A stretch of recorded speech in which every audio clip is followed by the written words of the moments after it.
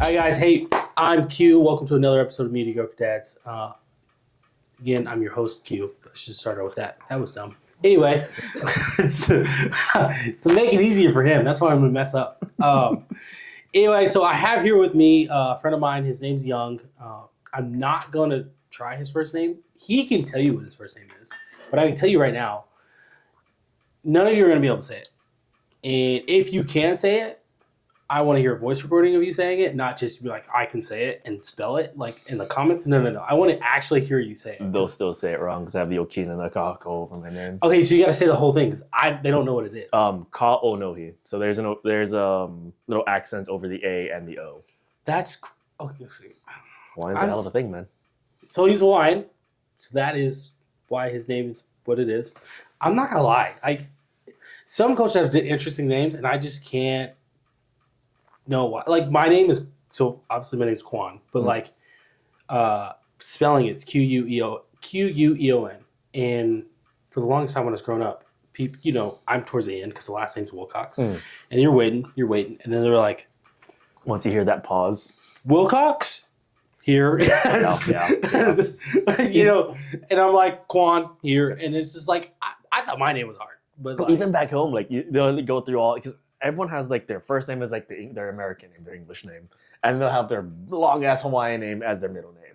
I was like one of the few that had like a decently hard Hawaiian name as their first name. Oh, got it. Yeah, so unless like there was like a Hawaiian, there's one specific Hawaiian school I went to, but that's not important. But like the public school I graduated from, like they'll be going, like Jacob, Anya, all this other stuff, and then they just has this pause like here. Wait, so they weren't Hawaiian themselves? They were, but like.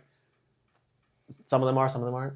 Like the few like that you were telling me, like it was like people from like the States coming to. Yeah.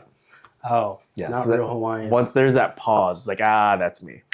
See, if you're born in Hawaii, but you're like, you look like me, or you look like my wife. That's so mean.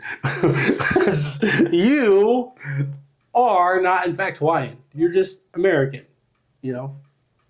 Just in Hawaii.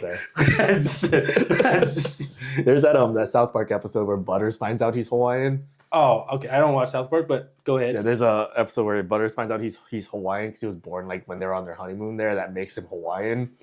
So the whole episode is him with like other people who have timeshares there being Hawaiian, and there's just this one Hawaiian dude in the background in like a couple scenes just doing his own thing. I watch at least once a year. It shit is hilarious. Well, see, I didn't know that. When you told me about it, I was like, damn, man. I thought if I was born in Hawaii, I'd be Hawaiian. But, nope. Now you killed my dreams, Kill my dreams. You can be local. It would be kind of weird to be like, I was born in Hawaii, and then you're like, oh, I'm Hawaiian too. And you'd be like, no, you're not. I've known people that they'll get stationed out there for like a couple years. And like, I'm Hawaiian. Like, no, you're not, dude. No, you're not. I think a lot of people fall in love with the idea of it more than the actual I'm Hawaiian. You know what I'm saying? Like you just like the idea of saying that. They like the idea of being on the islands and like, it's paradise. And I think completely disregarding the other bits. You've been in long enough, so like Army people in particular, they really enjoy the idea of just like going to the Hawaii, the island, like you said, and just getting infatuated and becoming ingrained in the local culture and being like, oh my gosh, this is life, right? There's nothing wrong with that part, honestly. I like that part because I can share my own culture with them. But like, it's when it comes to like, they're like me being like, oh, I am this culture. Like, you're not that. Slow the hell down. Calm down. You learned how to surf yesterday. Yeah. It's like me. It's like me being here, like saying I'm here, and like, oh, that makes me Mexican. Like it doesn't. I even, I've been mistaken as Mexican so many times by other Hispanic people. They like speak Spanish to me and be like, "Don't know what you're saying." Like, "Oh, what kind of Hispanic doesn't know Spanish?" Like, bro, I'm Hawaiian. Like, you racist. How dare you? I'll guilt them over this. But however, here's my number. I am single. By the way, how you doing? Anyway, so I work with Young and we do the military funeral honor stuff. It's boring, but a great honor, of course. Yes. If you do military funeral honors, you know why we're laughing. But no, nonetheless, he has a story. it's not a story of like a fictional story, but like a real life story about something that happened to him, and I felt like it was really something that Mediocre Dads that you guys would resonate with and understand. So his story is, believe it or not, is more common in the military than a lot of people think, because the reality is it happens more often, and people think it's just like few far in between. You know what I mean? Like something terrible happens, and few far in between. Like you go on a deployment, and you come back, and your house is empty. People think like that's like one in a few, Yep. and you must have done something wrong, type thing. You know what I mean? Not knowing like, no, there's these terrible people out there. You know what I mean? Like truthfully terrible people out there.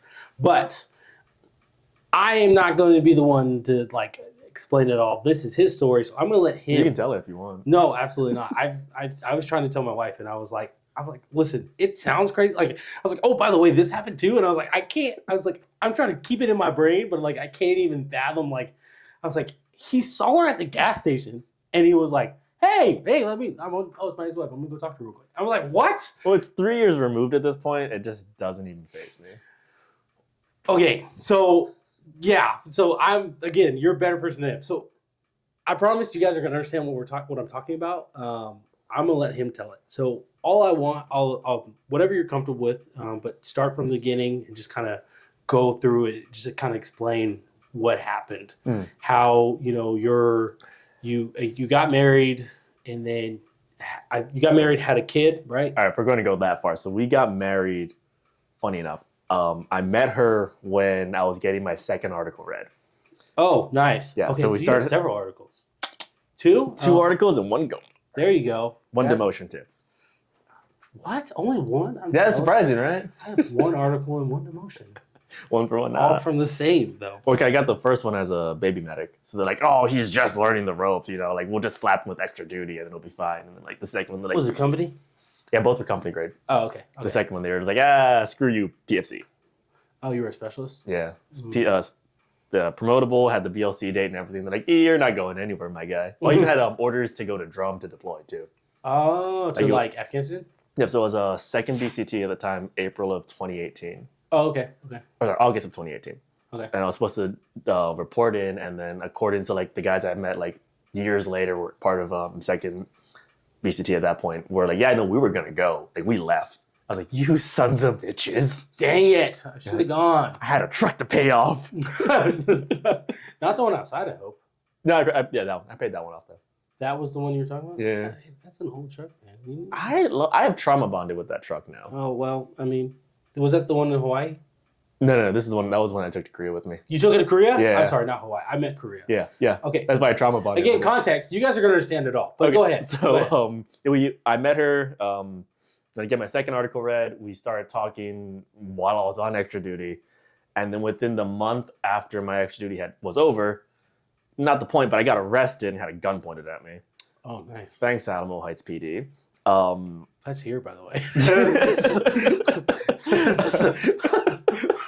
I made me realize, like, oh, that's here. Yeah, it's right off of Broadway. We're in San Antonio. Anyway, go ahead. On Broadway, yeah, they were great. They pointed a gun at me. Attempting to escape police officer with motorized vehicle. It was a felony charge, and they jumped. Okay, so this is we're not going to go into that one. We'll get back to it. We'll come back. Go back to that one. Put a pin in that one. All right, we got married basically a month after knowing each other. Mm-hmm. Typical barracks thing, right? Get out of the barracks. We'll get married to each other. We love each other so much.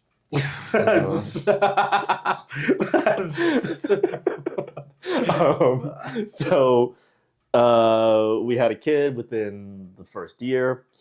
Got a house, everything. Eventually, we caught orders to go to Korea. And she had got orders the first time, and she was going to report well before I was, and she was going to report to like the mid to south end of Korea. Mm-hmm. And then my orders were for Casey, up north. And that's the worst one, right? That's like the one no one wants to go to? I mean, apparently it's not bad. I managed to squeam out of it, but like apparently it's not bad. It's just like the op tempo's weird and gotcha. I don't know. Thankfully I got out of that. Because I was supposed to go to was dog shit. Oh, gotcha. I managed to squeam out of that and take my baby with me, or our baby, with us to Korea and get stationed in Humphreys. But to do that, I had to stay a few months in Korea with our daughter to wait for her passport. And then she reported in early, and she was supposed to get everything ready. In that time frame, we were fighting a lot. Was kind of both of our faults. We were just time difference, being away from each other, everything. Cut you off, but so when you said you guys were fighting a lot, were you guys fighting a lot leading up to her leaving? I mean, so it was that thing of like young married couple. I was 22, 23 at the time. Mm-hmm. I was 22 when we got, I was 21 when we got married. Oh, nice. So it was that thing of like, for me at least, the way I see it was I was way too immature to actually be in a relationship like that Gotcha. serious of one. And I think she was too. So I think of just like the conflicted stuff. 22. 22? Okay. So you guys were a young couple, within the first year of marriage, had a kid. Yep. So it was almost like kids having a kid. Pretty much, yeah. Imagine that's like Cole having a kid. God, I hope not. Cole, if you see this, I'm really excited to tell this. So you guys have a kid within that first year, and then so still young couple. Are you guys arguing when the baby's born, and are you guys having issues? I should say, when around that time, or did the arguing really start when she left? It ramped up when she left, but it was always kind of arguing as we're going on. I didn't have great control of my anger. That was like one of the things of like immaturity, how I was. Like I would get angry. I would yell a lot. I never hit or anything. I just yelled a lot. Yeah. And I would escalate the fighting as it went along. Gotcha. So when she left, it was more of the same thing, except this time she could just hang up, which sent me over the edge a lot more and a lot quicker. Mm-hmm. So I think the first thing that ever happened, not chronologically, but what I found out was I called her. We had just I just out processed, I cleared everything. Called her like, hey, I'm out processed. I'm on leave. Like, I'll see you in a bit. She was so the Korea mentality when you get there is just partying, because you're not really doing anything. Mm-hmm. Fat man up north isn't doing anything. You're just there to basically party and train, and that's really it. You go to the field, you come out, that's it. So I called her, and she was at a barracks party. She was laughing, she was partying. She didn't really care what I had to say. And she was like, oh, hey, this girl's like, this is my girl, this is my woman. Like, hey, do you mind if I like make out with her? And I was like, not without me there. No, I don't want you to do that. She's like, oh, well, I'm going to go do it anyways. Haha, okay, bye. And she hangs up. And that sent me over the edge of like, I don't know if you ever had like a shower whiskey. Yeah. That was one of those nights. Man, a lot to think about. Yeah, well, one of those mornings. That was 10 in the morning when that happened here. Oh, wow. So did you call her back, I imagine? Tried to. Didn't answer. No answer. Oh. Yeah, so shower whiskey, just trying to take care of my daughter. So you have your daughter at this point? Yeah. Because you're waiting on the passport? Yeah. Okay. So turns out, yeah, she did make out with her. But that was after we had gotten to a fight over it. And then as she said, she did it to hurt me, which was, all right, that's pretty fucked. Not as bad as it gets, but... But, like, I mean, your intention should never be to hurt your significant other. And, like, if the thought process is, how bad can I hurt you for... I don't know what was going on, but, like, if it's like, how bad can I hurt you, that's just... Whew. It gets worse. What you've told me, yeah, I'm aware. I don't think they're ready for it, but like I'm moving in my seat because I'm like, y'all, we haven't even got to the worst part yet. So, but go ahead, continue. All right, so fast forward a bit, get the passport. We get to Korea. We're still fighting. It's still awkward. She's still packing up her barracks room. I meet up with her friends. Her friends are just kind of very like cold and kind of like, hey, you stay over there. This is our group. You're not allowed in this thing. Like, all right, screw you guys, whatever. As time goes on, like I meet this dude. I don't even know. No, fuck him. I'll say his name. Oh, I mean, you're welcome to. It's up to you. Nah, fuck him, dude. This dude Revis, met him, and we were really cool. We were boys. We'd go get beers. We'd hang out. We would joke. We'd shoot the shit. He would like at the house parties, he would carry our daughter whenever she was having a fit. We would talk about like, hey, we're dads, we're this, we're that. Kind of bonding over being dads, essentially. So he has his own family? Yeah. Is his family in Korea too? No, this one wasn't. I know what you mean when you say this one. Yeah. So This Revis. Hmm. So Revis, his family is not with him in Korea, so he's just doing the unaccompanied tour, the 1 year in Korea. Yeah. Okay. Um, But he's married still. he's married. He has. I'm not gonna take your kid. He has kids. Okay, he has kids. I'm gonna remove the kids from this. Obviously. Totally understand. So that happens, and then he leaves, and she's distraught over this. She's crying. She's like really like, oh, my best friend left. Whatever. I thought I was her best friend, but whatever. Yeah, probably should have been the first indication. Everything's kind of good for a bit, and then we just have these massive blowout fights in late August, I want to say, of 21. Mm-hmm. Yeah, 21. And basically, she's like, I don't want to be together. So, hey, you have to move out into the guest room because we can't move out with each other in Korea. Is how the whole contract stuff works. We're both on the lease. So I can't go to the barracks. I can't get another apartment. So I moved to the guest room on that house. She stays in the master bedroom. A few weeks go by, and I have this massive gut feeling that like something's not right. Like her demeanor changed, something happened. And not my proudest moment, but I walked into her room. I knew where she kept her journal. I opened up her journal. And in her journal was basically being like, hey, this guy professed his love to me. Who would have thought my platoon sergeant loved me? Who would have thought I loved him back? And in like big capital letters underlined was her name with his last name. And it's like, oh, we're going to get married on a beach. It'll be fantastic. And that broke me. Like, that was, oof. Like, 10 out of 10 pain. Don't recommend. I don't recommend you read people's journal. Yeah, like I said, not my proudest moment. But, like, it was this weird gut feeling, like, hey, something's not right. You have to find out what's going on. Yeah. So I found that out, was just distraught, like, broke down, couldn't get up off. But at that moment, all it was just he said he loved her. She reciprocated that love. There's my dogs. As far as I knew, no. Okay. Yes, as far as I knew, yes, it was only just that. It wasn't, as it turned out. Spoilers.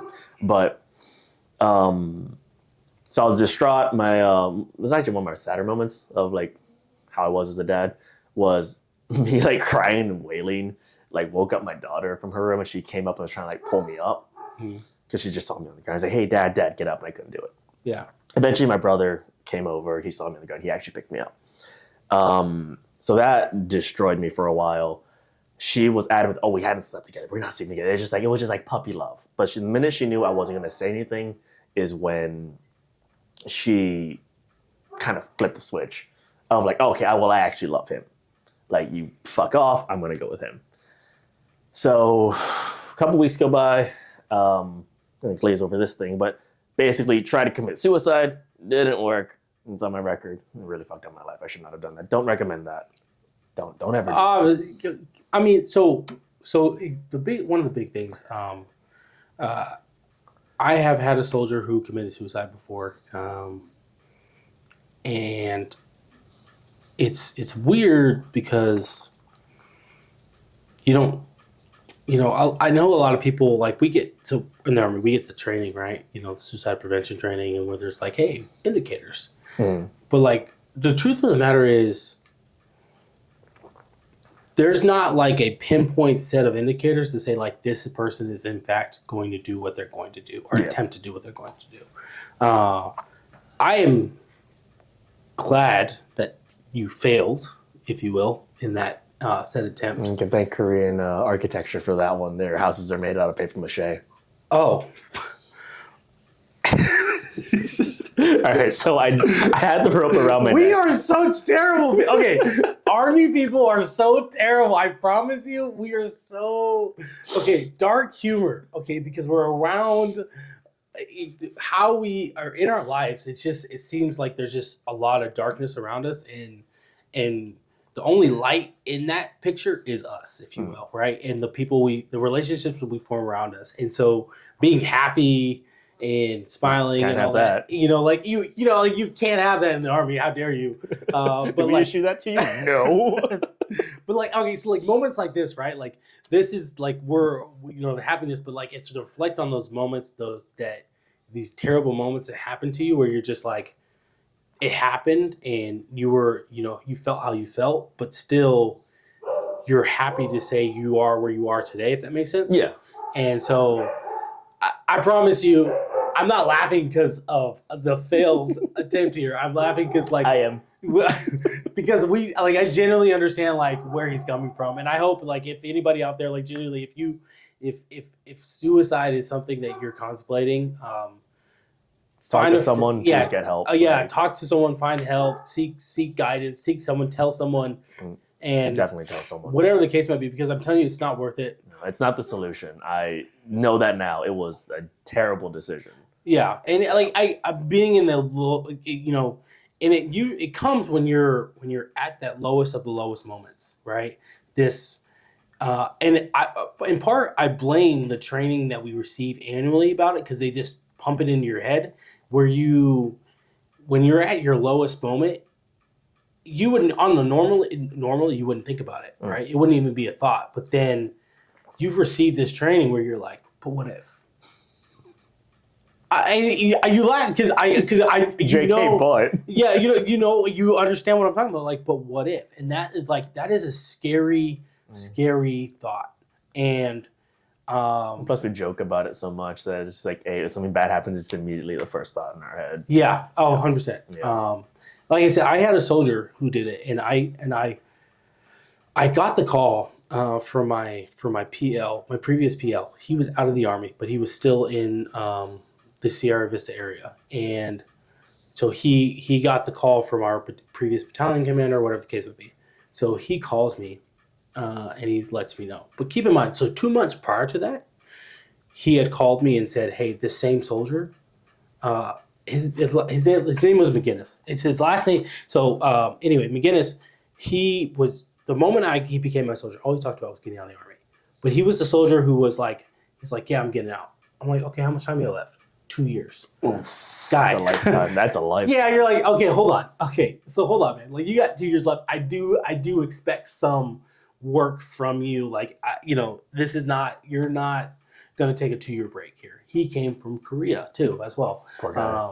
But then 2 months later, I got a phone call because, within that original phone call, I was told he re-enlisted, he got married, and he had a kid. Right? The trifecta of I'm re-enlisting. So all it's missing is a house. You know what I'm saying? And so like when I got the call, I'm laughing because I'm like, oh my goodness. Not laughing the call about suicide, but the call about him re-enlisting, I was laughing because I was like, I knew he would. I knew it. I knew there trapped your ass. I knew there was going to be a reason, right? But then 2 months later, I get the call that he committed suicide. And I was like, they're like, he found him in his room. Or his wife found him in his room. And I was just like, I was like, what? I couldn't believe it, you know what I mean? Because I'm just like, his personality, like, he didn't like the Army, right?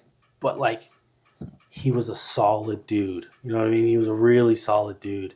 And it was one of those things, he was a young guy. So like having a kid, getting married, he wasn't ready for those things. But how he was raised, he believed that is what he was supposed to do. And he did those things, and it only made it worse for him. Made him feel like more unhappy or more trapped. Yeah. Kind of thing. And I don't know who his wife was. I don't know. I don't know her. I never met her. But from my understanding, it was a girl from of U of A in Arizona. So, but anyway, not to get on track of that. If anybody out there, please, there are resources out there. I'll even put the suicide hotline in there. I think the number is 211. It's not 911. I mean, anyway. I will Google this. I'll put the number in the link or in the description below, so you all can have that. But yeah, I don't do it. I promise you, it's not worth it. It's taking the time, seeking help, talking to somebody. It will definitely help and make you feel better enough to not want to do that. So, but anyway, continue, please. Well, so at least how I ended up dealing with it was like finding like the gym, going back into Muay Thai, cooking was a weird one. That's at least how I got over that. Like, kind of, I guess, want to say intrusive thought of like, hey, kill yourself. Mm-hmm. Like, you got nothing else, go for it. Dang. Um, But don't make me a steak before you do it. I'm Come on, sorry. really good steak and kill yourself. Oh man, that's so terrible. Go ahead. I'm sorry. Just with the fucking knife. Just like over the sink. God, intrusive thoughts. Don't win. You won't do it, no balls. Oh man, this is terrible. Go It's ahead. getting to be a really Please. dark episode. Continue. I promise. Continue. We're not going to stick on this topic anymore. So, attempted, didn't work. I had done it when my daughter was asleep. I dropped, the whole thing didn't work out. It woke her up. She was crying because it was a loud noise. So I just held her and I was just bawling. Anyways, I ended up talking with I kept trying to like get her to come back. Basically, I was trying to like win her over essentially. And that was like the most like twisting the knife thing, where she had said like, oh, I'm gonna focus on my career. You can take our daughter because she's all you have left now. And the other thing was like, fuck, dude. Like looking back on it, I was like, that hurt. That was like Yeah. I give her props. She was way with words. Yeah. I mean, I don't know, how old was your daughter?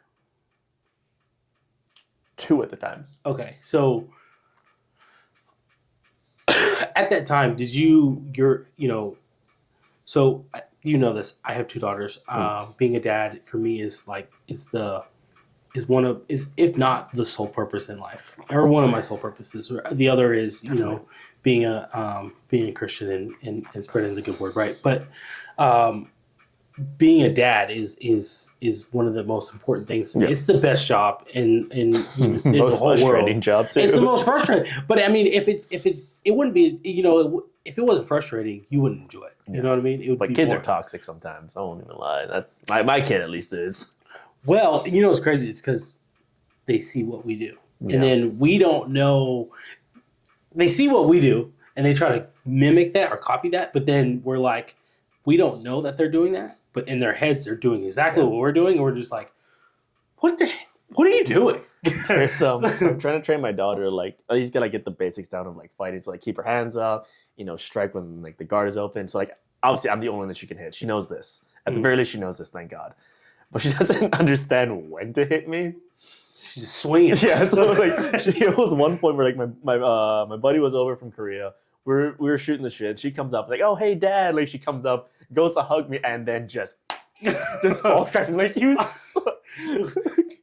I love you. I created you. I was a child. The idea of like punching a kid never crosses your mind until your kid just slaps the crap out of you. Full send. You're like. Like, I saw the swing back, and I was like, she's going to false it. It's going to be fine. And then she just sent it. I was like, God damn it, dude. Because it's control. Control. They don't understand control yet. So they just think like, no, my dad's hitting me as hard as he can. It's like, no. I'm just showing you the motions. It's a love tap. Yeah, I'm loving you love tap, showing you the motions. She's like, come here. Pretty much. In a weird moment, I was proud of her. It's like, you took like your opportunity. You like surprise attack me. All right, cool. But also, I'll punt a child. Go away. Just go away. Man. So I say that because I don't want to say what your ex said to you was right, but in a way, right, for you, I imagine your daughter was the reason why, like, everything happened. Yeah. Everything good. Everything kept you on your feet. Why you woke up in the morning and you still did what you had to do. Yeah. Yeah. Because I would have probably done something really, really, really stupid at this point. So she was the only thing that was kind of keeping me grounded. So, like, after work, I would pick her up. We'd go to the playground. We'd go get ice cream. I would just spend as much time as I could with her, just to be away from that feeling of like, well, your mom doesn't love me anymore. Yeah. It was like, it was a good distraction. It was a good memory, like basically a little like core memory for her to have. And then she had said a bunch of other shit, which is hilarious to me. I think one of the funnier ones, I can laugh about it now, but I had taken her out to lunch, and she was the entire lunch thing was just swooning over this dude. This dude, by the way, looks like a 3 a.m. gas station gremlin. Like, if you had been at of the shitty gas station at 3 a.m., that cashier or the dude outside in the parking lot looks exactly like him. It was ridiculous. She had said, "Oh, he's the most handsome man I ever met, and no, it's just nice that someone loves me." And I looked at her like, "What the fuck?" And she looked at me up and down like, "Someone I actually love too." It's like, just twist that knife further. You were still trying to win her over, win her back, yeah, to rekindle your relationship. Wow. And this was all while you were still in Korea? Yep. So like, I think 90% of it, 99% of it had still happened in Korea. Okay, so at this point, you had found out that she was only in love with the platoon sergeant? So I had nothing else. I had asked constantly, like, "Hey, did you guys sleep together? Did you guys do this? Did you guys do that?" Denied everything. At one point, her car broke down, and she wanted me to go drive it to the mechanics. So I accidentally taken her phone, thinking it was my phone. And when the car had inevitably broken down on the road, I tried to call somebody.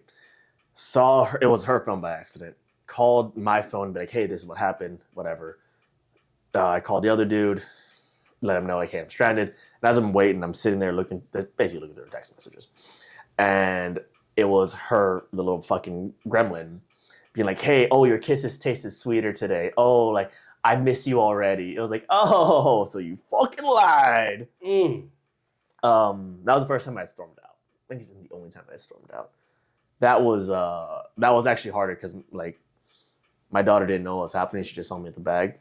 And she was basically tugging at my leg, like, "Oh, Dad, I'm going to come with you, or you stay here, I'm going to come with you." And it was that thing of, like, having to, like, grab her arm and, like, kind of, like, push her towards her mom. That broke me. So I never did that again. That hurt a lot. Yeah. So I found out that through her, he had a family in Korea too. Wife, a lot of kids. And his entire thing was, "Oh my God, like, my career. I can't jeopardize my career, but I'm going to fuck my soldier, but I can't jeopardize my career." That's insane. Yeah, a little bit. Yeah, it's great. Was he like a sergeant first class? Yeah. Okay, so he was one of those, I imagine 16, 17 years in so far? Something like that. Yeah. So anytime someone starts talking about their career, they're referring to their retirement. Yeah. That's what they're My talking pension. about. They're not talking about their career and the how they leave it. They don't care about that, because there's a saying in the Army, because for the Army song, the Army goes rolling along. And anyone who's been in long enough knows that I'm here today, but tomorrow I could leave, and the Army goes rolling along. Like, it would be like I was never here, and what I did had no impact and never mattered.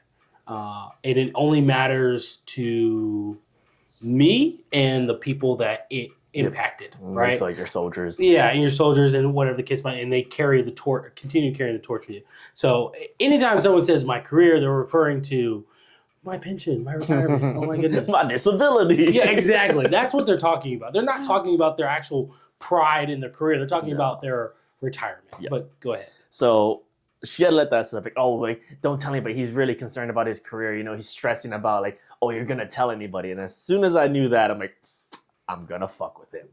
I wasn't sure how I was going to do it, but I'm going to fuck with him. So I had gotten... So that text message, then her saying, and then you having a conversation with her confirmed that they were in fact sleeping together. Not yet. She still denied that part. They're like, "Oh, we just kissed. We were just kissing." Oh, yeah. I'm sorry. I'm sorry. It's, oh my God. I was taking all day to try to remember, like, the details of this. There were a lot that I had not told you guys in the van. So, I had gotten my friends at the time, like, "Hey, look, this is what's happening. This is what's going on. I want to fuck with this man, but I don't want to directly go to his command, because, like, it'll affect his actual kids, and I don't want to rope the kids into this. Mm-hmm. I don't want to rope the wife into it. The wife did nothing wrong." Mm-hmm. But just talk about him. Just talk to his big soldiers in his unit, and then just let the rumor mill work. So they had agreed to this plan. My brother, who was in his unit, had agreed to this plan. And they would just talk. And as they're talking, he would hear it, he would overhear it. They would talk very loudly near him. And then once they saw that he was there, they would just shut up. Or they would talk very loudly without saying his name in front of the company commander or the first sergeant or somebody. And my brother, at the meantime, would just mean mug this kid. Just absolutely just like, I'm going to jump you if you turn your back kind of mean mugging, which was hilarious to me too.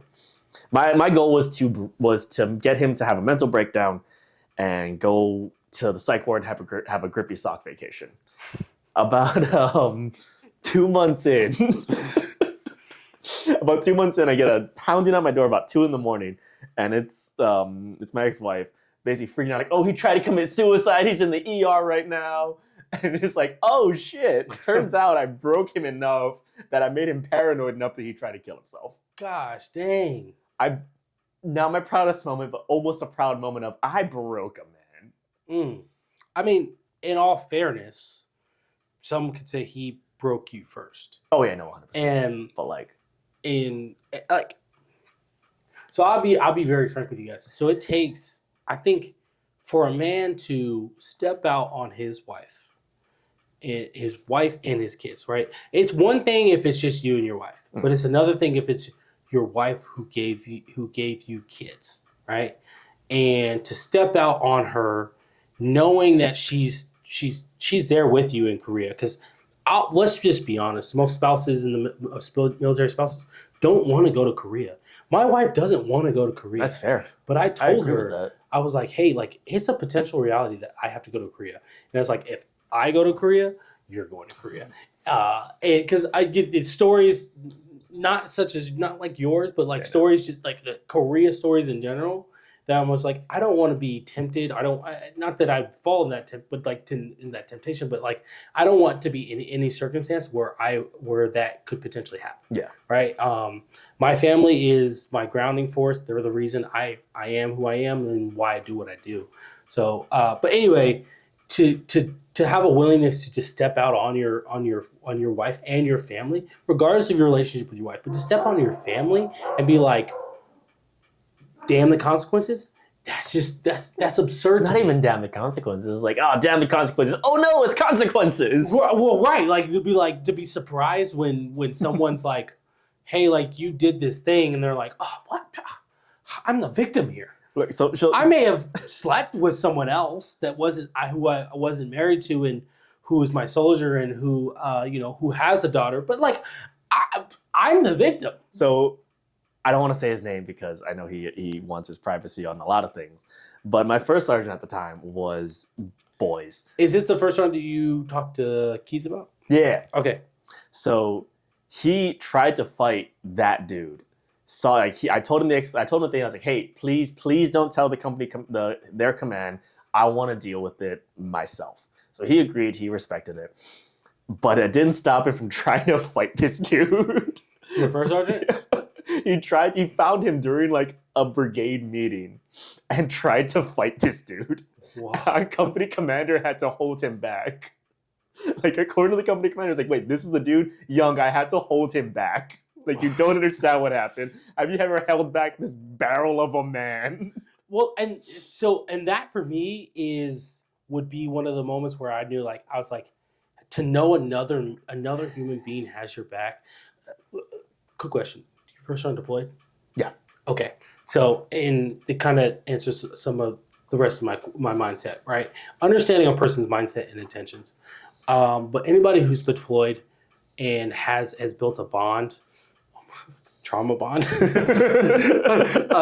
I say trauma bond, but like a traumatic situations, right? If you're with a group of people, that's truthfully what happens in the military, right? We're trauma bonded together. Why we have such a strong relationship and willingness to be like, hey man, like, if we walked out of my house right now and a group of men walked up to us and said, hey, we're here to beat up Young, I'll be like, well, that's crazy.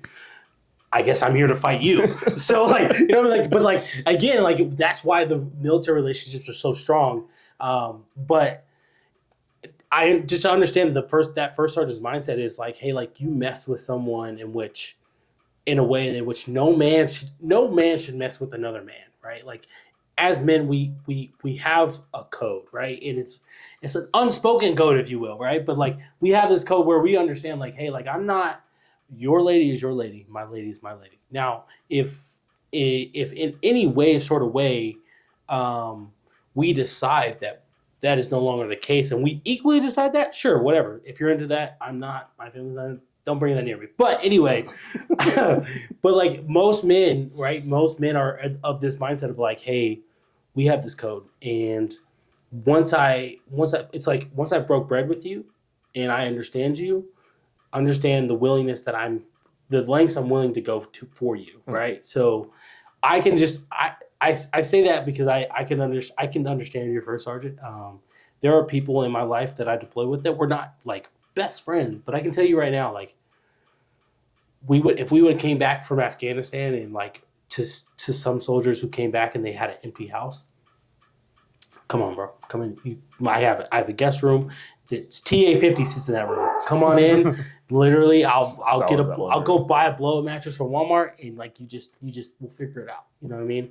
And that it's because like it angers me when there's people out there, especially other men, who are willing to just walk over other people as if there's just no consequences. So anyway, I'm sorry I keep interrupting you, but go ahead. And then be surprised when there's actual consequences. Right.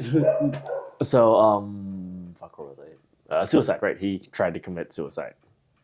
Not my best moment, but I laughed about it. Mm. Oh my God, consequences of my own actions. So she stayed with him, and then I still didn't handle it well because we were trying. Like she would like, I want to stay married, and then like a couple of days with. I think the record was 18 hours for the shortest, and then she's like, no, I really love him. I can't stay with you. I'm not gonna stay with you. How old were you guys at this point? 23 and 24. How old are you now? 26. 26. Okay, and how old is this individual? If you can tell. He's like 30s by this point. During that time, he was like 7 years older than her. Oh man, grown man. Okay. Yeah. Well, did she have the same? Grown. Did she? Oh, did she have the same reaction for when you had your incident? I don't want to go. I'll get into that too. Like I said, I'm not a great guy in this story either. Okay, go ahead. So, continue. All right, so what was it? He didn't handle it well. That she was still going off and talking about him and whatever. She would cry about him to me, and like she cried that I met his family, I met his wife, I met his kids, kind of thing. Like, all right, that's worse. Yeah, you get that's worse. You get that like you probably shouldn't be doing what you're doing if you feel bad about it. But why whatever. are you meeting his family and his kids? He got promoted. Okay, hold on. The platoon sergeant? Yeah. From 7 to 8? Yeah. I think it might have been 6 to 7. I'm not 100%. It's been years. Mm-hmm. Yeah, all I know is he got promoted and there was a ceremony and that's how she met his family. And she was like crying about it, like, I can't believe I met his family. Like, he's married. What did you expect to happen? Exactly. You guys are in the same place. Yeah, exactly. So, okay, understand, like in Korea, right? I've never been to Korea, but I know this. Don't recommend it. I know this to be true, right? It's not like I'm in San Antonio and the family's in Dallas. No. It's like, all right, for my Arizona people, it's like being in Tempe and then going to Surprise, right? That's truthfully like how close they are, right?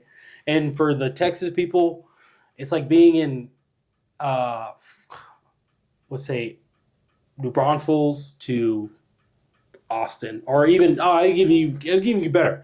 It's Buda to Austin, right? It's that close. But anyway, mostly are pretty close. They're pretty close. So it's like this idea that like his family isn't always like there and present is just crazy. Well, his family was there in Pyeongtaek with him.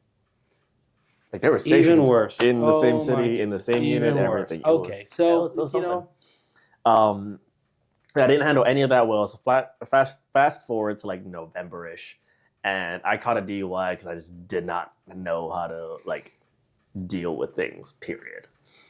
I was like, what? I blew like a 0.11. Yeah, 0.112. So even here, high. Yeah, it's not even the record for that company either. Listen to man. The record was someone, I'm not gonna say her name, but the record was. You knew this individual? Oh yeah, she was boys. She didn't handle. She was also going through a divorce, but she also didn't have a car, but she did attempt to I drive. imagine because of the DUI, but No, she just came here unaccompanied. oh, okay. So if you're accompanied, you can have a car. If you're unaccompanied, you can't have a car. Mm. But we were a motorized unit, so she tried to hop into one of our rigs with a .113 or .13. Wow. Yeah. I was kind of mad because someone, as a joke, kept the leaderboard with me at the top. And then when she got a D... No. She's beating me still. Yeah, when she got the BAC, they threw out hers above me, and I was pissed. How dare I not be at the top, goddammit? I'm number one! But, yeah, it's like kind of DUI. That was a whole thing. Lost driving privileges.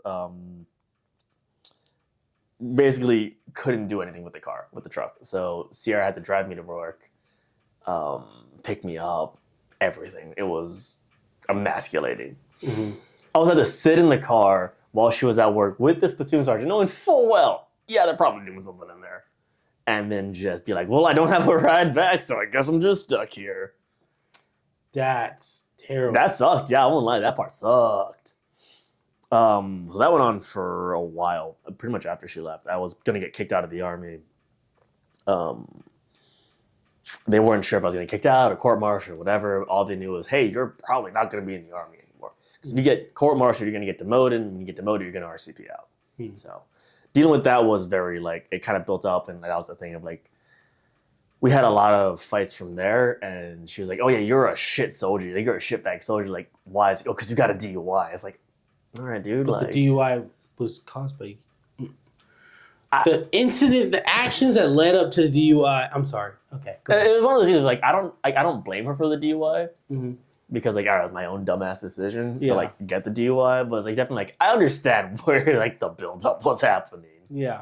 But here we are. It's hard to go through. You know, it's almost like being in a boxing ring where you're just getting punched over and over, except and it's a dick punch every time, over and over, and then you're just like, I need a reprieve. Like I need to take a break, and then there's never feels like a moment of there's a break. Nope. And it just seems like it's just continuous, and you're just like, this is gonna make me feel better. Just for a few hours, you know, yeah. So a little bit after the DUI, her and baby caught COVID. So we were. Hang on, sorry, my phone just rang. That's fine. So, her baby and me were all stuck in the house just together, and then she pretty much came clean to everything. So yes, she had slept with the platoon sergeant. Then she has slept with that dude Revis, who I didn't know that was a thing, and then it was a bunch of other fucking people when we were separated. That part doesn't really matter. I get it. We were separated. Fine, cool, whatever. But it was the Revis and the platoon sergeant was like, fuck you. Mm-hmm. And that part was like, now I can't trust any of your friends. I can't trust any time you're out. And we had still, for some reason, kept trying. My mind was still like, oh, I can fix it. We can fix it. Probably a bad idea. So, yeah, that kept happening. Turns out, backtracking a lot, there was a point where she came in with two of her friends who are girls. I call them the strays. She came in with the strays. They were very, very loud. 5 in the fucking morning. Baby had gone to sleep. I was asleep with her in her bed. And they came in, woke her up, and all baby heard was her mom's voice. And she ran to her mom, and she just pushed her away, closed the door, locked it, and then had a threesome with her her friends in the room. Meanwhile, baby's crying for her mom, and I have to try to put her back down. That was honestly very, very upsetting. And then according to her, she didn't even like the threesome, which, okay, dude. Like, if you're going to have the threesome, and you didn't like it. Exactly. And also, you couldn't have tapped me in at the same time. Like, come on. She was crying for you anyways. Tap me in, and, like, we'll fucking swap. Like, you're a whole mom. Mm-hmm. Like, you know, like your daughter. Oh man, but a lot of this it seems made up, right? Like, and I tell stories. So like you're there, right? When I tell stories to Maury or Cole, right? And I know to them, it seems like you're being dramatic. You're you're making this seem like worse than it actually is to prove a point. And it's like, no, I'm telling you, like, verbatim, this is what happened. Yeah. But like, and it's like how? Like, this is like, to think that to think and believe that the world is as cruel and dark as we have experienced is unfathomable for a lot of people. And so like it tears me up inside because it's just think like you're a mom. Like being a mom is like one of those things where I've never been a mom, obviously, but like still like it means a lot. You know what I mean? And like you grow this child grows in your stomach, and then you give birth to this child. And this child came from you. And if you're breastfeeding, this child gets its source of its meal from you. Like, you know what I mean? Like the bond that you build with this child from the moment you find out that they're there in your stomach till the moment they're birth and they're there and they grow into their own human being. It's really, to me, it's crazy to think like, hey, like how could you not want to just give this human being all of your love? You know, so my audience knows I was adopted when I was 2 years old, me and my twin brother. And for the longest time when I was growing up, it was just thinking like, how does my birth mom love me, right? And in her own way she does, but like it doesn't change the fact that I was adopted and that I didn't know who she was until I was 16. Shit. And so like, you can say all the things that you want, and then on top of that, I have two younger brothers and a sister. They're half, but like still like, and the first one was born 6 years after we were adopted, so it was kind of like so. Context though, my birth mom had a C-section, and she gave birth to us when she was 15. So 6 years later, you know, obviously that's whatever. But anyway, I won't talk about me. This is not about me. This is about you. But like, still, like that. It's just again, I can't. It's hard for me to get a grasp and understand just like how a mom could do that. But I want to say it was like a weird, very, very delayed, like postpartum depression kind of thing of like that. And like we got married so young that by the time like she had her freedom when she had gotten to Korea that she didn't want to let go of it kind of thing. Yeah, and so she was still young. This is not to give her an excuse for what her actions, but still, she was still young, right? So like giving that first sniff of freedom and being like, I love this. Yeah. But then I have to go back to, and then it's really hard, I imagine, when you're the only one, right? If you have 5 friends and you're friend number 6, but you're the only one who has a husband, who has a kid at the house. Well, the only one that's there at least. Yeah. The only one that's there at least. But like you have responsibilities. So it's really hard to sit there and watch your friends who at that moment have no responsibilities just be like throw consequences to the wind. And then as well as be like, come on, it's all right. They got their dad. They'll figure it out. And you're just like, no, like I gotta go. You know what I mean? Which is, I think, like this the one thing, like not the one thing, but one of the very first things I appreciate about like the friends that I had when I was there was they were like, oh, you have your kid? We'll come over. It'll be fine. We'll have this whole thing. Yeah. Like, those ones like all 100% for the rest of my life. My friends, like, love them to death. So my time in the Army, man, I've spent most of my time. Anytime I've hung out with someone who is my age, our friendship doesn't last long. But anytime I spend time with someone who is older than me, our friendship tends to be, I won't say forever because I haven't reached forever, but like it's intact, right? I have a buddy of mine. I just found out he's a recruiter in South Carolina. His name's Staff Sergeant Cochran. So if you're in South Carolina and you happen to see this, go see him. You want to join the Army. Enlist only from that guy. Yeah, like I know after this story you probably don't want to enlist. I wouldn't want to enlist either. But like still, like if you want to join the Army, do it. Just don't get married. Yeah, just don't get married. Staff Sergeant Cochran in South Carolina. He's looking for people for it to sign up. Anyway. You won't get married under him. When I got back from Afghanistan in 2017. So I got back to Afghanistan on Valentine's Day. February 14th, 2017. Shit. I'll never forget this day, right? And all these people are there. My wife's there. I don't have a kid.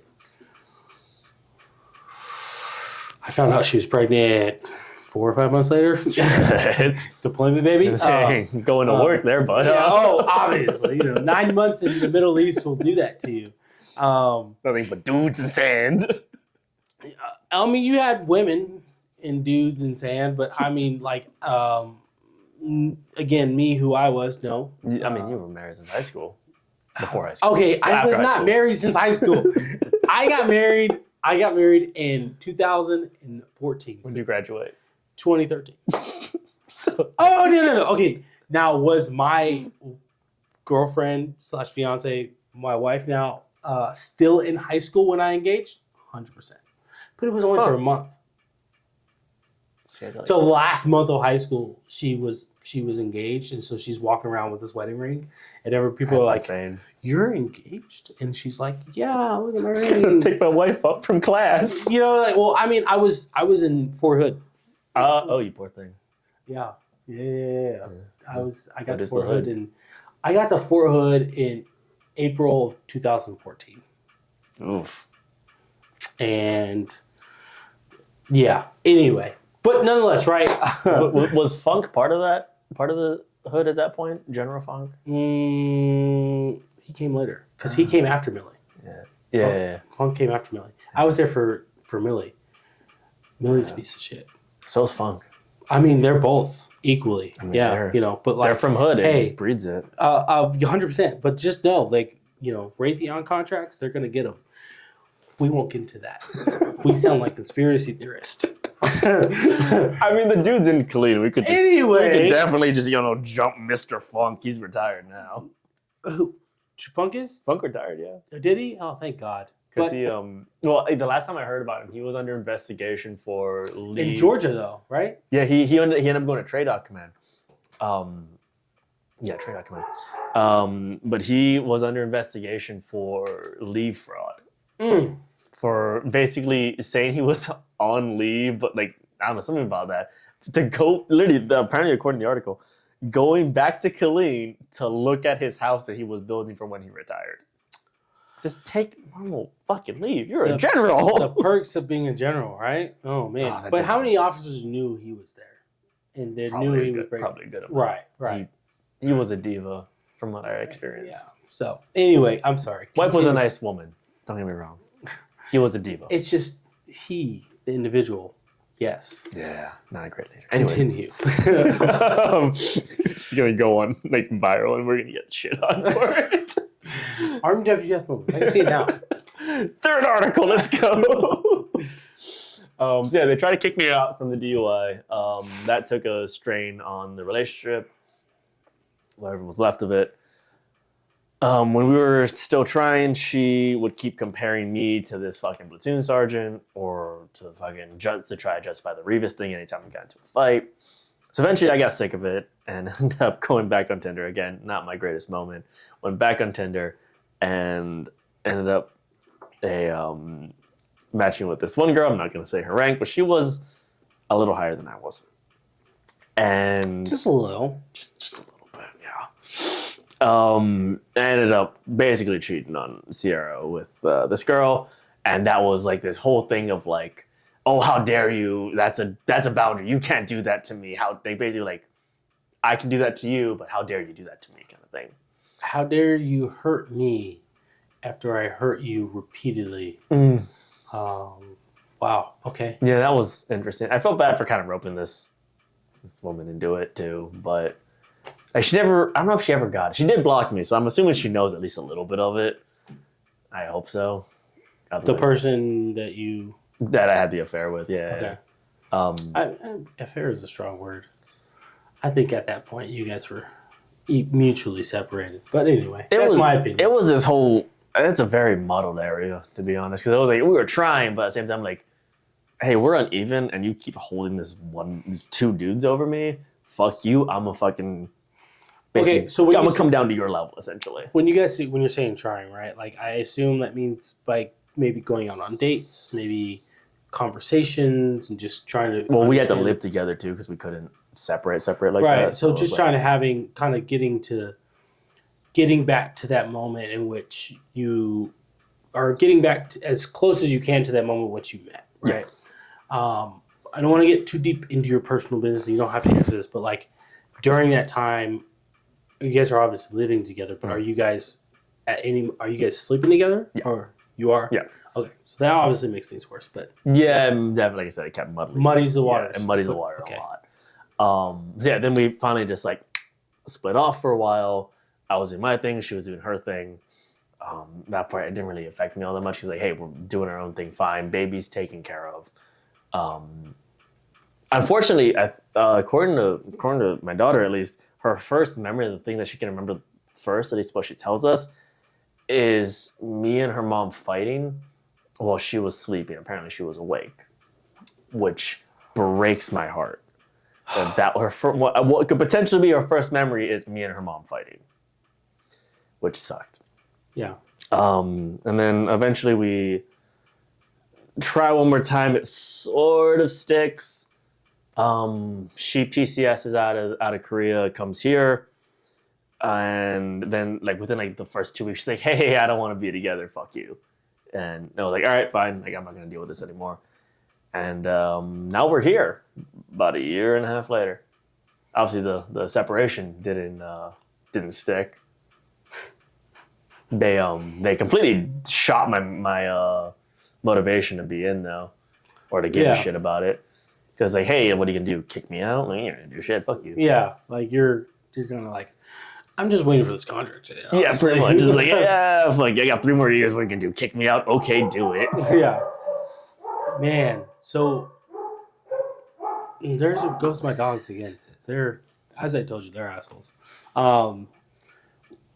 That is, man. I'm gonna tell you. So as I said in the beginning. Oh wait, sorry. Hang on, one more time. Both of those guys are also stationed here. Both of them. One of them's in my battalion. I found out a few days ago. Have you seen them? Yeah, one. But from afar. The only reason I knew was because name tapes. The other one I haven't seen. Do you think they've yet. seen you? No. Oh, okay. Okay. The other one, I don't know if I ever seen. If he's been very quiet about it because she had bailed him out of jail. Here? Yeah, here. For public urination and public disturbance, which is a $2,000 bail. So whatever 10% of 2,000 is. And she still owes her money. Yeah, it's still a decent amount, yeah. He still owes her the money for the bail. He's never going to pay that back. The case got dismissed. She gets updates on it. He's not going to pay her back. It's been 4 months since then. Oh my goodness. And this dude's a piece of shit. I'm not going to lie to you. There's a lot of pieces of garbage in in the story you just told. Actually, hang on, I gotta use the bathroom. Okay, go ahead. Take a break. Yeah, no, I got you. It's right there. Close your back, dude.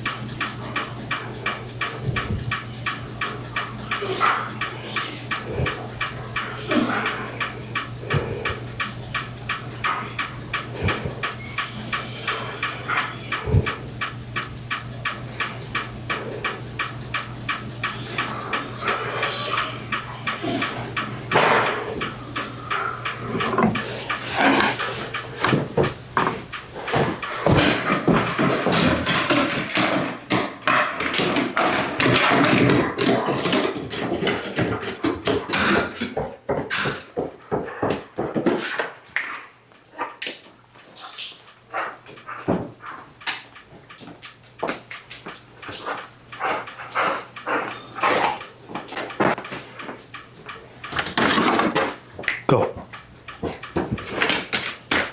Cool.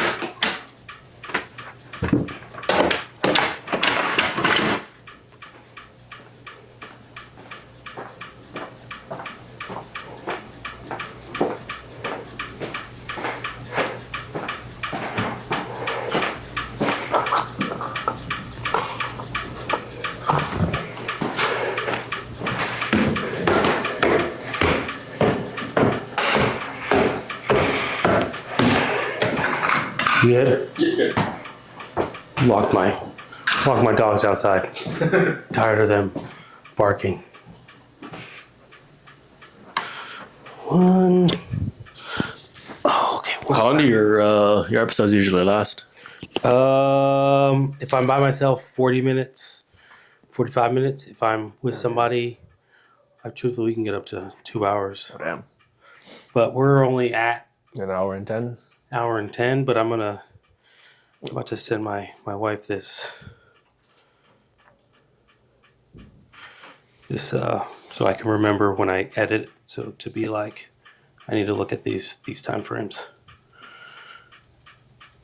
Boom. All right. Yeah, I couldn't do that with the editing. Editing takes forever. It sucks, but Yeah, it does. I've gotten used to it more or less. But hey, guys, we're back. So sorry, I have the bladder of a small Asian child, so that. So anyway, we were at PCS here. You've seen these individuals. You've seen one of these individuals a few times. Yeah. Since you've been here, and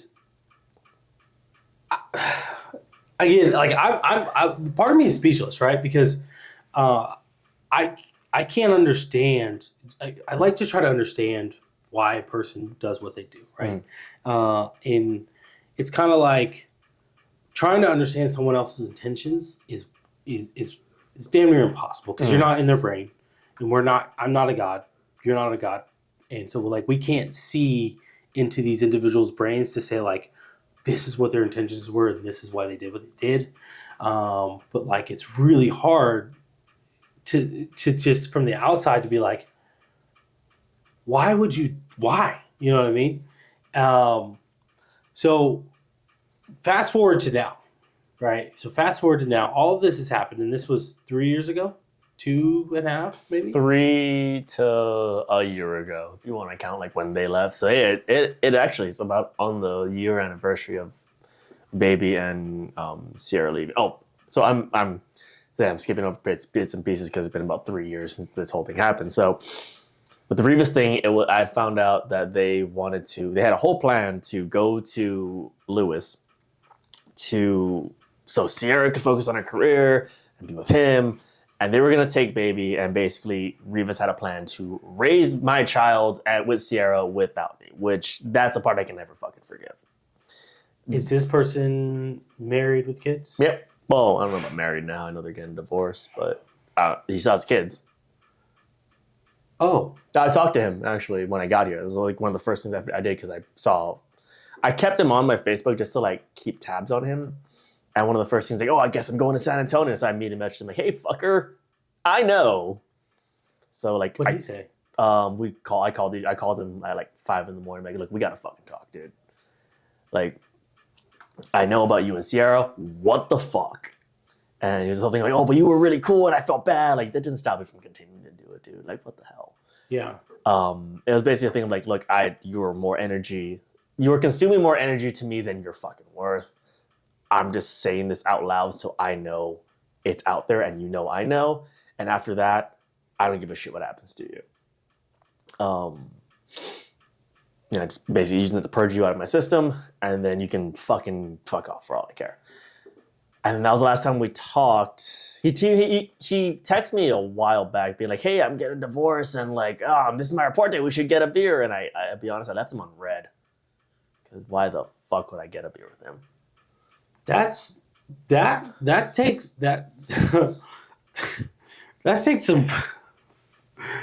some balls, man. Yeah, a little bit. And this is the same dude that was over your house holding your daughter, saying that you guys were friends. Yeah, invited me to his going away party when he was PCS. Building a relationship with you, but secretly just be behind your back, being like, but also like, fuck this guy. Let's run away together. Yeah, pretty much. I won't say heart to heart. I had a conversation with both of them. Together? No, at the same time, because he had left by the time the other one had happened. So I talked to the platoon sergeant first. Like, I texted him while we were both in crib. Like, look, I know everything. Obviously, I know everything. Come to the garage. We need to talk. And that was the thing of like, look, I fucking don't like you. I don't know how the hell you feel about me. He was like, oh no, I think you're cool. Like, I don't give a shit, dude. Like, you did this thing. Your meaning of me, you're obviously, doesn't mean anything. Yeah. You think I'm cool, but you have no problem. Your opinion of me doesn't give, I don't give a fuck about your opinion of me, basic kind of thing. And it was basically just him to be like, look, I hate you, but I'm not going to drag your kids into this. They're innocent in everything that's happening right now. Just because you're a shit husband and a kind of a shit person doesn't mean you're a shit father. I'm not going to drag your kids into this. I just want to like smooth the groundwork over that. Like, my daughter's my daughter, your daughter's children are your children. We leave them separate out of this thing. And he was like, oh yeah, no, you're a really good guy for that. And then he blocked me on everything. So I couldn't like actually look him up. I was like, oh, you're a massive, like, I gave this dude my word. I'm like, look, that's all I'm good for is my fucking word. I can't like pay you to be like, believe me. But like, look, this, like, I can give you my word, I'm not gonna do shit. And then he proceeds to block me, which rubbed me immediately the wrong way of like, oh dude, fuck you, man. Yeah. Like, if you had done it like while we both knew before, that makes sense. But like to do it after the fact is just kind of like, it's almost like to be like, man, you let me off, so now me feeling bad doesn't mean anything, right? And I could just, it's a part of me that I can let go and just, knowing that there's going to be no consequences, right? Man. So, how's your daughter now, if you don't mind me? 4. Okay. And little devil child that she is. Love her to death. Oh, if you see this in a few years, you were a devil right now. Oh, yeah. Trust me. My oldest is 5, going on 6. She'll be 6 in May. And I'm going to tell you right now, she's a lot. It never gets easier. It's difficult in different ways. Yeah, you know what I mean? Like, I'm like, man, like, I thought it was going to be easier when, like, especially, like, I'm thinking, like, 8, 9. Like, no, it's going to be not worse, but, like, it's going to be harder. Yeah. Harder in its own respects. And you're just going to be like, man. What I don't like is my daughter has a type already. Yeah. White boys that ignore her. Interesting. Yeah. How do we get to that? So originally it was my boy Noah. Love this dude to death. He's a cop in Seattle now, but he was here as a prison guard. As I put it, like the straightest gay dude I ever knew, or the straightest gay dude I ever knew. If I didn't meet him through his boyfriend, I would have never fucking known. Oh wow! Okay. Yeah, dude was cool, but he was the cliche white boy. And every time he was over, you would try to like gravitate towards him, and he would just like no, like go to your dad, go to your mom, whatever. Kind of a little uncomfortable around kids, I get it. But that would make her want him more, and it just snowballed from there. So when you're in Korea, she would get sick a lot because daycares are petri dishes, and most of the doctors there were white guys, and she gravitated towards one, Dr. Schwartz. And she would just not fucking like let him go. Every time we drove by the hospital and she was on base, like, Dad, I go see the doctor. Like, no, you're not. No, calm down. No, you are. No. Get you to daycare, and then you might need to go see the doctor. But first, daycare. It's like when I was NCOIC for the post office, he would come up like, "Hey, my daughter has a crush on you. Like, what did you do, man? Like, what the fuck? Why? Why does she like you? You ignored her. What the hell, man?" But it keeps compounding. So like any like my guys that I bring over, like my old friends that I bring over that are like at least vaguely white looking, she'll still be like, "Oh look, Fred." I'm like, no, you stay over there. Come back. It's like, oh god. And so when she gets older, if this type stays the same, I'm fucked. Yes, you are. Yes, you are. But what you don't have to worry about is you won't be in the Army, and so what you can do, just go back to Hawaii. I don't know if you plan to go back to Hawaii, but I don't plan on staying in Texas. Most people don't. Well, like I liked it. I liked it when I was here the first couple times. I opened the gun shop and baby was born and everything. But I came back and it's like way more crowded. The construction's still happening. Traffic's out the ass. It's not my thing. I kind of want to go to Montana or maybe Wyoming. I feel you on that one. Yeah. It's like both of those states, I'm all about it, but I don't know if there's a lot of me out there. So, what do you mean? Expand on that. That's fair. I mean, there's not a lot of me out there either, I imagine. Yeah, but you know. I look Mexican on a good day. So you could pass as until ICE comes pounding at my door. American, fully American. Look, I was born in one of your states. His kid has melatonin. Get him. I'm state number 49.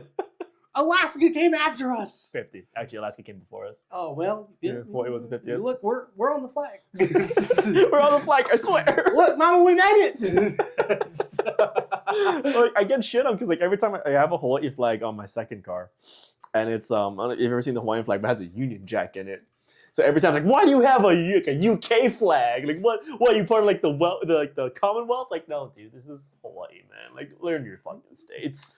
Yeah, man, people don't know history, and like it's weird now. Like a lot of young people don't know where geography. I had a dude no shit tell me or try to was surprised. He's like, oh, Hawaii's not a state. Like my guy. Like yes, I wish it wasn't, but yeah, it is, dude. Taxes, pain in the butt. This dude was from I almost want to say Florida. What? Okay, whatever. Anyway, if it's not hurricanes or alligators, they don't know. Cole. There's 9 people there. Oh man. I almost want to send this to Cole now. I trust me. Cole's gonna see this. Cole. I don't know if you know this or not, but like I like you as a soldier. But just know, like, I enjoy making your life hard. Get a car though. Get a car.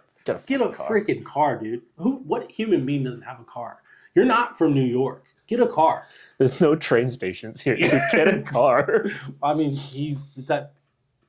Cole's the type of individual who will find a train and be like, I took the train to work. Shut up, Cole. Don't ride the alligator to work, okay, Cole? Oh man. So with so everything obviously, more or less things have passed, and you're where you are. Your focus is your daughter.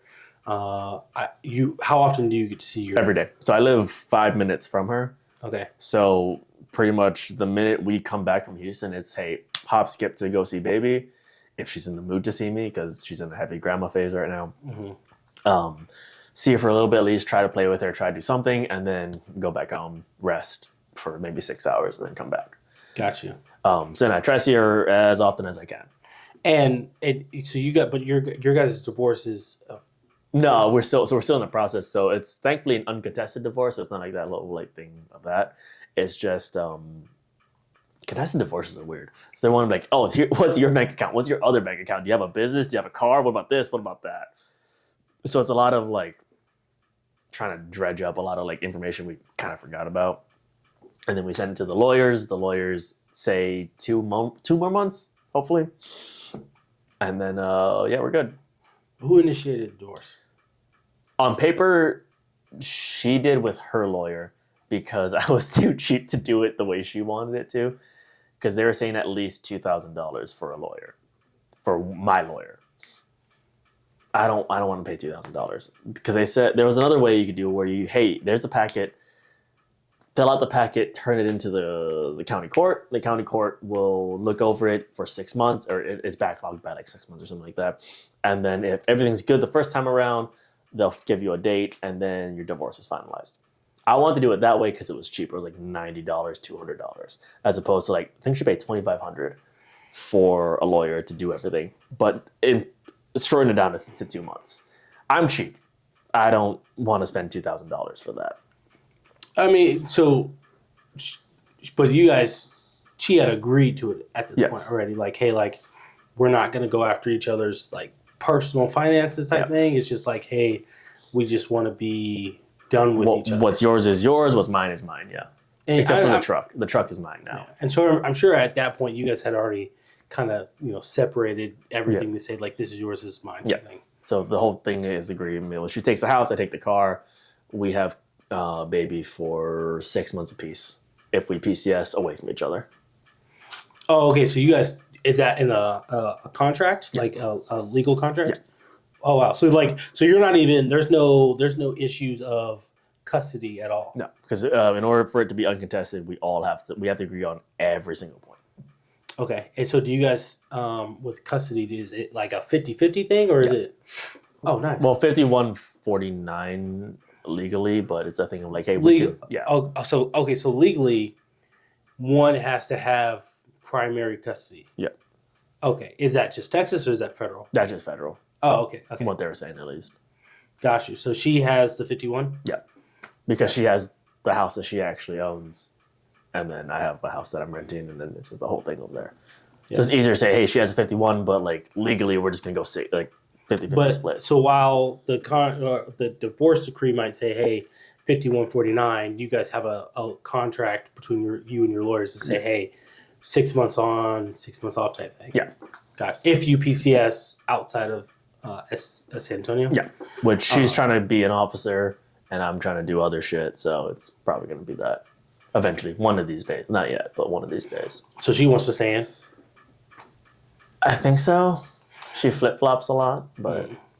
So were there no, like, legal ramifications from the Army for all this? Like, no, so it turns out adultery is really, really hard to prove. You have to have witness penetration in order for it to be an adultery charge to actually stick.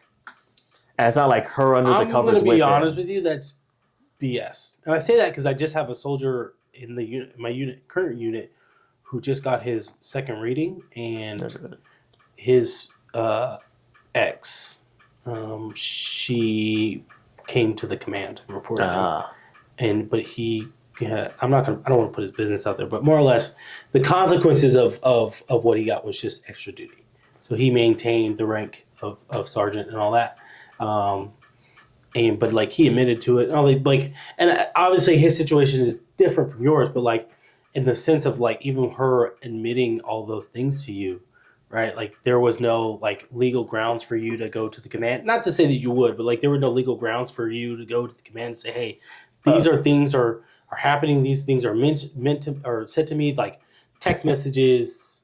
I don't know, God forbid, pictures, videos, and all those things. I should have screenshotted those texts. Obviously, in the moment, you just can't believe what you're seeing. But like, obviously, like none of those would have been enough to say like, hey, legal ramifications, army wise, to say like, hey, this is what's happening. So, again, my leadership at the time would say, hey, witness penetration is the only way we can like tag this motherfucker for sure. Outside of like, oh, just like extra duty or like a slap on the wrist. So I didn't try to pursue that. I ended up breaking him. Turns out his command had seen him texting her in some capacity. I don't even know the fucking details anymore, but they had seen him texting her. And again, all they did was like, hey, maybe don't do that. And they swept it under the fucking rug. So even if there was something, they probably would have just swept it under the rug anyways. And again, that's Korea, right? That's the hell of a place. Infamous Korea of the leadership out there. And you know, I hate when leaders talk about, hey, you know, I want to take care of soldiers, and then they have the opportunity to take care of soldiers, and then they don't. Well, they kind of did. Just the wrong soldier. Well, yeah. Okay, yes. Yes, wrong soldier. So what does the future look like for you, right? And like, because you know, you tell this thing that happened, these series of events that happened to you, and for the listeners and for me, like that's just like it's just insane to think that this happened to you, right? So like, what's the future look like for you, for your daughter, and just, you know, how does that redefine you as a father? So I think like most of the biggest one is just making sure baby is, one, safe, two, taken care of, and then also if someone else enters either of our lives, I'm gonna make sure my baby is safe first, because that is the biggest thing. I don't trust a single motherfucker that steps foot, even on any side, near my daughter. I don't want anyone near her right now. Obviously, get divorced, finalize all that. I don't know how it's gonna affect baby though. That's gonna be a problem in like 20 years. Yeah. And big thing is, I think, make sure she knows it's not her fault. I don't know if that's ever like an actual thing, but I don't want her to. I think it is. I've not been experienced divorce in my personal life, but lucky you. Very fortunate in that aspect. But kind of in regards to when I was adopted, when I finally knew who my birth mom was when I was 16, the the pending question, right, is what the hell happened? Yeah, like You the know what why. I mean? Yeah. Yeah, the why. You want to understand it, right? And the story that I got, or the response that I got was more or less that like her mom had cancer and was, or no, I'm sorry, her grandma. It was her mom or her grandma. I don't remember. I'm sorry, but her mom or her grandma. But unfortunately, both of them died of cancer. But still, at the moment, at that time, one had cancer, and it was like, hey, I'm taking the boys to go see their grandmother before she passes. My birth dad's mom had just gotten out of jail or prison, whatever. I don't know which one it was, but jail or prison, and basically was like, no, if you take the kids, we're calling CPS type thing. Shit. And because I think there was obviously other things going on underneath that it was like if she if she took us, we were never coming back type thing. And so I think that's why that threat was made. Anyway, she ended up taking us, and the call was made, and then things happened. It led to court, and then the judge deemed both of them as unfit parents, and then neither of them had anybody on their side to take us in to be that representative, if you will, to say like, well, you can leave them with them, and I'll be able to take care of them that way. I'll be able to see them that way. No, so we were officially put into the system at that point, and then which led to our adoption. We introduced to my parents' house, who I call my parents now, at 2, officially adopted at 6. And so like, obviously 2 years is not a long time, but a lot happened within that time for us to go from being with our parents to being with who my family is now, to being adopted. So anyway, I say that because kids, they for the longest time, man, for me especially, I thought me and my brother were the reason why. I thought it was like we had to be. That was the only reasonable thought in my mind of like something with us had to be the reason why. Yeah. Right. Because as a kid, you don't have the big picture. You only have what you see and what you hear. You don't understand like the whole intricacies right. of relationships. Yeah, I know. Yeah, you don't understand that because you've never experienced those things. So like, what you see and what you hear is what you have to believe, and you're just kind of like, well, this is leading me to believe that like it was my fault. I was the cause. As scary as I thought it is, I'm not saying your daughter is experiencing this or is going to experience this, but as scary as I thought, especially for me, was if I never existed, these problems would never existed. Right? And that is like the rationale in which I thought about. So when people talk about divorce and what the impacts it has on the kids, it's scary to think about because, we try to explain to our kids now, like, hey, this is what's going on, but they don't understand. No, they're not going to understand for a while. But then as they're growing up, these ideas and these things, these outside influences are building, and then they're forming their own ideas and their perception of what's going on and unfortunately, a lot of times it comes to, it's my fault. So my advice to you, if I could give you any, would just, be as present as possible. Yeah, listen every day. I'm over there trying to make sure she's okay. And that's one of the things. Like, if in my life, if my birth parents, it was different where they were there, man, it would have been different. You know what I mean? Like I would have been. I think I would have felt a little bit more comfortable to be like, yeah. It's like I've never met my birth mom. I never met my birth dad. I would never meet my birth dad. I won't say I will never meet my birth mom, but where I'm at right now, I'm comfortable to say I don't need to meet her. And it's not a personal jab at her. It's just if you're, for lack of a better word, actual parents. They raised you. The ones who raised me, those who I see as my parents. And I tell, and like my people on my audience know this, is like those are who I deem as my parents, and because they raised me, they've been through their thick and thin, and so that means. So there's a thing in Hawaiian culture called Hanai, Hanai. Basically, it's like adoption in every sense in everything except legal, obviously. But it's like when you are Hanai by that family, like you are blood by all intents and purposes. Mm-hmm. So like even if I say, hey, you're my Hanai brother, you are my brother. Like I'm gonna refer to you as my brother, not my adopted brother, my fucking brother, for lack of a better word. So like, yeah, it's the same thing. Like you being like that's my actual parents. Those are basically your Hanai parents, your blood parents. Yeah, that's awesome. Yeah. Gosh, dang. I have like 12 Hanai parents or Hanai siblings because I keep doing it drunk. But you're my Hanai brother, Hanai sister. You're stuck with me now. Congratulations, fucking your blood. Your shit is my shit. My shit is your shit, and I got a lot of shit. Congratulations, it's gonna be a lot. Take a seat. Oh man, that's great. So, are you? I think we mentioned earlier, but your intentions, you don't plan to stay in the army after this contract. We'll see how it goes. It goes. I don't even know. I need to get Whiskey 1, so the SOCM, the Special Operations Medic. I need to get that, and then after that, go to selection. Oh wow! Didn't we just go to selection? Okay, just fucking run a mile, like 2 miles in 6 fucking minutes. Fuck you. It's 5 in less than 35. You got it. Oh yeah. You got it. When was the last time you did that? I ran a 6 in an hour. All right, you can go fuck yourself. So, and for my half, I ran 6 miles in under an hour, and I was really happy for myself. But you got it. I hate you. I want you to know that from the bottom of my heart. I mean, it takes time. I didn't just wake up and do it. I trained, and then when it came for the half marathon, my goal was to do my first 6 miles in under the hour, and I was right there.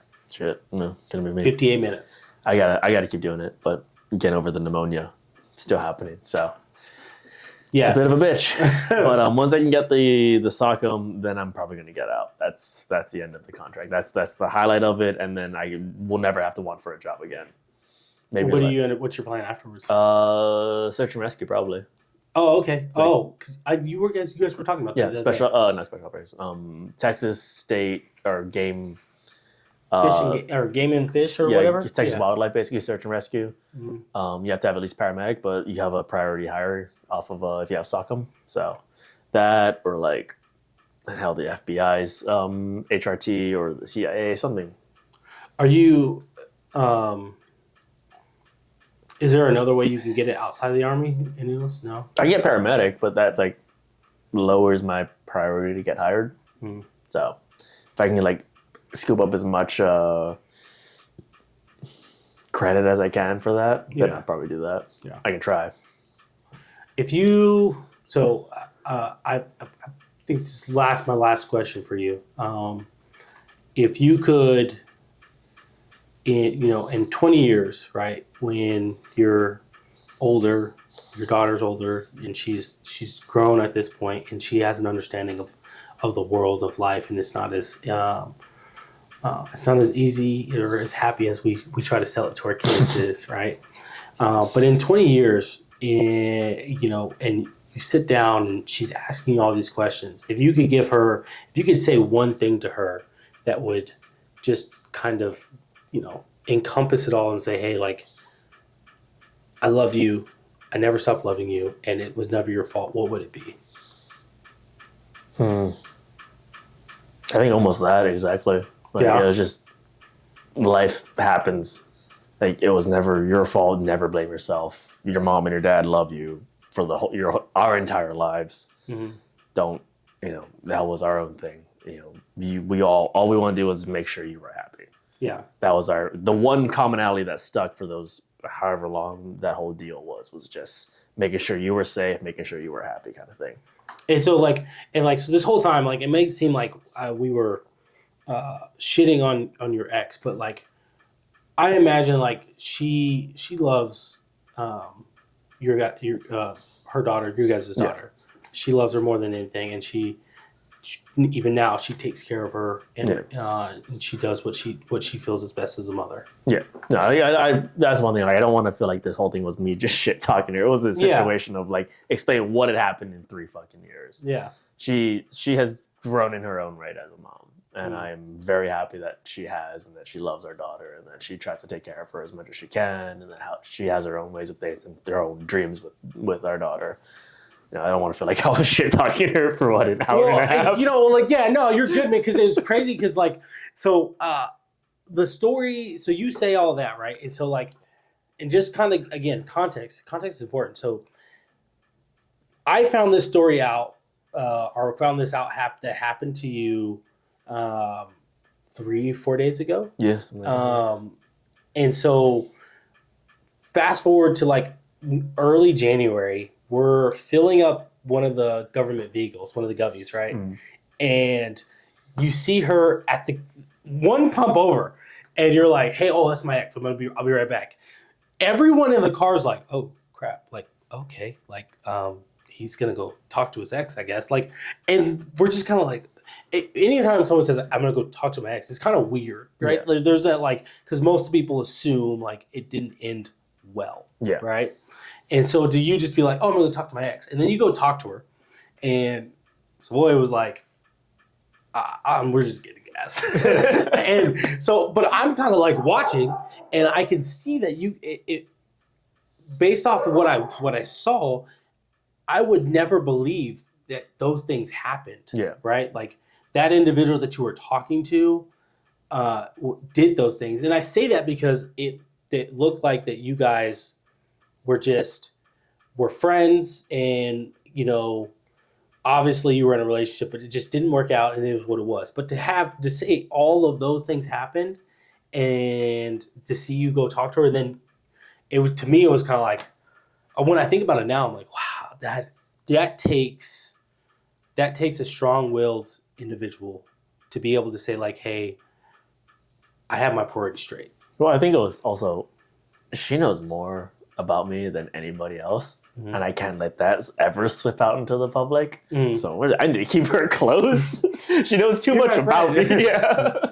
You know too much. Exactly. She knows too much about me. I can't let that slip, so I got to keep her close. But in Louisiana, they have the bayou. In Hawaii, we have a volcano. It just doesn't work right now. But when it does, oh my bad. You slipped. Oh no. Well, there's actually a joke with that. Yeah, there's lava tubes everywhere in the backyard. But so again, to see you guys and to have the relationship that you have now, I applaud you, and I don't want to seem like it's I'm saying that simply because we're in front of a camera and we're doing this, right? I wholeheartedly want. I told my wife this the other day. I was like, because I was telling her the parts of what you told me. I was like, hey, I'll go to prison. I'm just gonna be real with you. I'll go to prison, and I will go there with a smile on my face. If it wasn't for my daughter, I probably would have. To be honest, my daughter has saved my life in more ways than one, and I hope she never knows that. And that is man, and our kids are this sounds tacky, this sounds cheesy, this sounds freaking whatever, but our kids are the future. And when I say that, I know you know what I mean. Yeah. And I know what I mean because I got the Article 15 for Delta 8 and all that, right? And my daughter, I never got to the point where suicide was there, but I got to the point where the thought crossed my mind, right? Because I was like, I need to leave something better for my family. But I never got to the point where I'm going to do it. SGLA covers suicide. It does. And don't do it, by the way. Don't do it. Don't. Yeah. Terrible excuse, but numbers in the description, by the way. But what saved me, if you will, was I came home and she had no idea what was going on. And I only had my oldest at the time. She was pregnant with my second, and that's what made it very stressful. But what saved me was I came home and it was Dada. She gave me a hug, and it was like everything that I was feeling went away. Yep. It was that she then reminded me that I can't do this alone, and so that's where my faith in God really increased for me. So I don't know if you're religious at all. If I don't, I know you mentioned the other day that in Hawaiian culture, you guys have your own religious beliefs. Did you lean back on that? Yeah. So there was I ended up so my family's very intertwined in the Renaissance, the cultural rebirth of Hawaiian. So there's a thing called they ended up calling it a huaka'i kekumu, the journey back to the source of trying to find my way back as a Hawaiian so I can teach my daughter how to do this. And it involved a lot of like, hey, this is what they believe spiritually, religiously, that like God is in nature. To celebrate God is to be in nature. It's like God is in the wind, the water, the rocks that you see, any ground you tread on, God is in it. And it's more of a thing like me reconnecting with nature is basically my church. Kind of thing. So it was, Megan passed it down to baby and understand, okay, this is what it is. This is the mana, the huane, the spirit kind of thing. That God is in this, and you don't need a church to worship God. You can be in nature and experience God kind of thing. Okay. So that was one of those things of like, it was a way for me to reconnect and like find peace with it, but also take that piece of it, take that piece and be able to teach my daughter, this is how you reconnect with your culture, with your religion, with your spirit kind of thing. Yeah. So it's fun, but she's not old enough to understand that just yet. Yeah, just yet. Like there's still a lot to go. And even my daughter, right, man, she's like she loves when we go to church. She has a good time, and she understands that Jesus died on the cross and this is what we believe, right? She understands that Jesus died on the cross for our sins, but she doesn't understand like what led up to that. And what I mean by that is, to have that Judas betrayed Jesus and for was it 12 pieces of silver and gold or something to that effect. The Bible in a hot minute. And then Peter denied that he knew him 3 times before the rooster crowed, right? Like she doesn't understand that betrayal. Let me put it this way: she doesn't understand how humans are flawed, right? How much humans are flawed, but whoever that you believe in, for me, it's Jesus Christ and God, and the Holy Trinity and the Holy Spirit, right? For you, it's I don't want to butcher it. I'm sorry.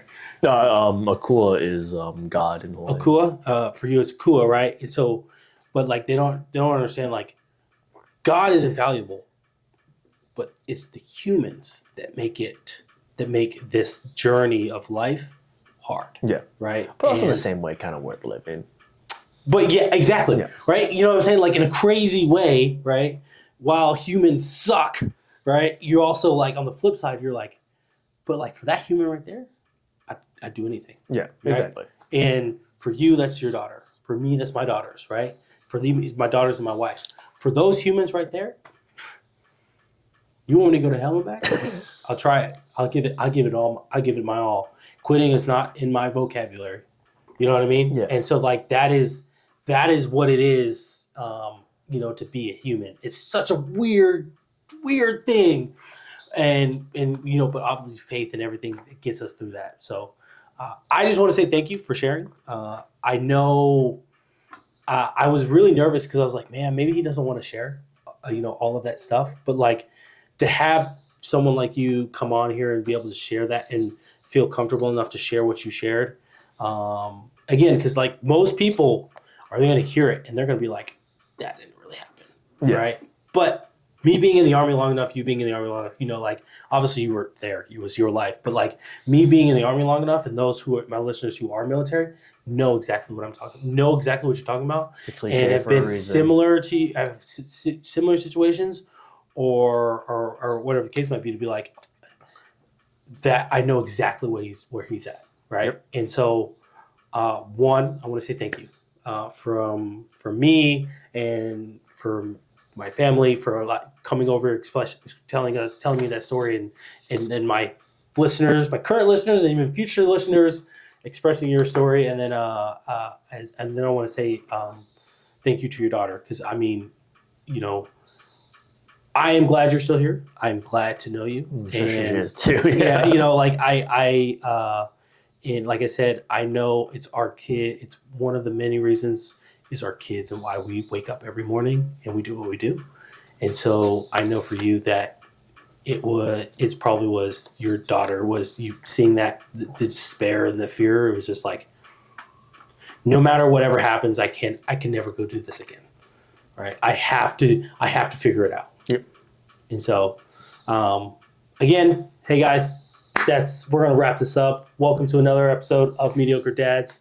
If you're new here, please like and subscribe. And if you're on Rumble, do whatever the likey Rumble thing does. And if you're on Spotify, subscribe to my Spotify.